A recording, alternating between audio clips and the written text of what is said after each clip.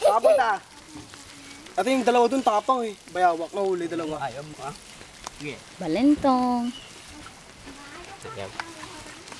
Yun, buko. Oo, nagulat to eh. Ako'y napapagod naman sa kakahabol. Kahapon natin, bagsakan tayo ng buko eh. Ibalik siya. Eh, magkakiyat Wag. yan eh, wag. Hayaan niyo lang siya.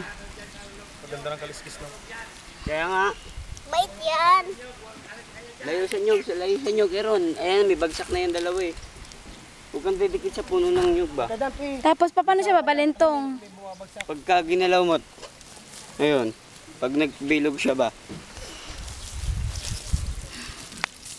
Babalentong siya. I see.